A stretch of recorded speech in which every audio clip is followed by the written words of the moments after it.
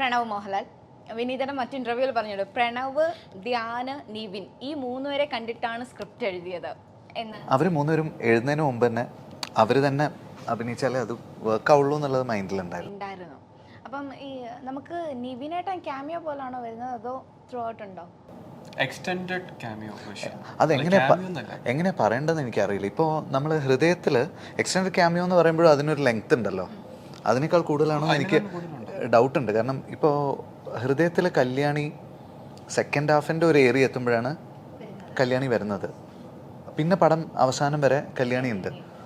അപ്പോൾ അതൊരു through out role ചെയ്യുന്ന ഒരു ഒരു ആക്ടറിനെ പോലെയാണ് നമുക്ക് ഫീൽ ചെയ്തിട്ടുള്ളത്, നമ്മൾ ട്രീറ്റ് ചെയ്തിട്ടുള്ളത്. അപ്പം നിവിൻ ഇതിൽ അതേപോലെ സെക്കൻഡ് ഹാഫിൽ ഒരു സിഗ്നിഫിക്കൻ്റ് ഏരിയയിലാണ് വരുന്നത്. പിന്നെ നിവിൻ ക്ലൈമാക്സ് വരെ ഉണ്ട്.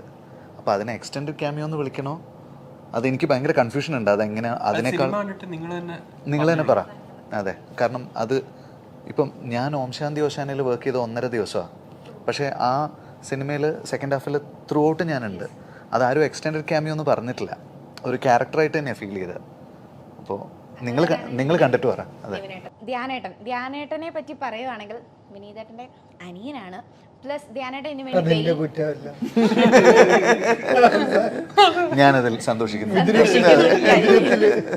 അല്ല, വെയിറ്റ് ഒക്കെ കുറച്ചു എന്ന് പറയുന്നുണ്ടല്ലോ. എത്ര ഹാർഡ് വർക്ക് ചെയ്തു ഈ ഒരു ക്യാരക്ടർ ചെയ്യാൻ? വേണു എന്ന് പറഞ്ഞ ക്യാരക്ടറാണ് അല്ലേ? വേണു എന്ന ക്യാരക്ടറിനെ എത്രത്തോളം ഞാനായിട്ട് ഉണ്ടാകുന്ന എനിക്ക് ഡയറക്റ്റ് ചോദിക്കാൻ, ഇപ്പം ഇല്ലാത്തതുകൊണ്ട് വിനീതേട്ടനോട് ചോദിക്കുന്നു, എത്രത്തോളം ഹാർഡ് വർക്ക് ചെയ്തു പുള്ളി? അല്ല, നന്നായിട്ട് ഹാർഡ് വർക്ക് ചെയ്തു. അവൻ്റെ ട്രാൻസ്ഫോർമേഷൻ ഓരോ ഏജിലും ഓരോ ഫിസിക്കലാണ് ആളിപ്പോൾ സിനിമയിലുള്ളത്. അത് സിനിമ കാണുമ്പോൾ ഫീൽ ചെയ്യും. അത് ഫിസിക്കൽ മാത്രമല്ല, സ്കിന്നിലും ആ വ്യത്യാസം വന്നിട്ടുണ്ട്.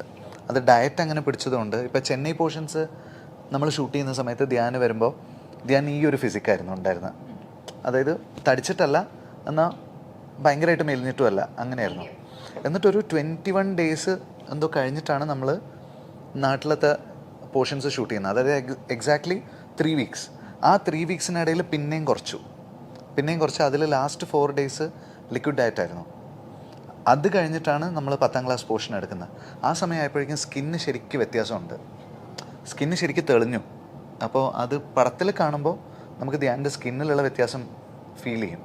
ടീസറിനകത്ത് ധ്യാനേട്ടൻ സ്കൂളും പിന്നെ ഇച്ചിരി യങ് ആയിട്ടുള്ളത്, ട്രെയിലറിനകത്ത് ഏജ്ഡ് ആയിട്ടുള്ള ക്യാരക്ടർ. അപ്പോൾ ത്രൂ ഔട്ട് ഇവരെല്ലാവരും എല്ലാ സീസണിൽ കൂടെ പോകുന്നുണ്ടല്ലേ, യങ് ഏജ് എല്ലാം ആയിട്ട്. അപ്പോൾ ഫുൾ ഹാർഡ് വർക്ക് ചെയ്ത് ചേട്ടൻ പറഞ്ഞു ഇതിൽ കൂടുതൽ എന്ത് വേണം ചേട്ടൻ്റെ അടുത്ത്. ആസ് എ ഡയറക്ടർ ചേട്ടൻ എല്ലാ രീതിയിലും സപ്പോർട്ട് എനിക്ക്. അതെ, ഇതിലിപ്പം നമ്മൾ ഫസ്റ്റ് ഹാഫ് തീർത്ത ഉടനെ ധ്യാൻ എൻ്റെ അടുത്ത് ചോദിച്ചു സെക്കൻഡ് ഹാഫിൽ മെലിഞ്ഞിരിക്കണോ എങ്ങനെയാണ് വേണ്ടതെന്ന് ചോദിച്ചു. ഞാൻ പറഞ്ഞു സെക്കൻഡ് ഹാഫ് കുഴപ്പമില്ല, അതെങ്ങനെയായാലും പ്രശ്നമില്ല എന്ന്. അത് കേട്ട ഉടനെ പിന്നെ ഒരു 10 ദിവസം ബ്രേക്കിൽ നന്നായിട്ട് ഫുഡ് അടിച്ച് ഒരു ഇച്ചിരി ഒന്ന് തടി വെച്ചിട്ടാണ് പിന്നെ വന്നത്. അപ്പോൾ അതും നമുക്ക് ലുക്ക് വൈസ് ഒരു ചേഞ്ച് കിട്ടി.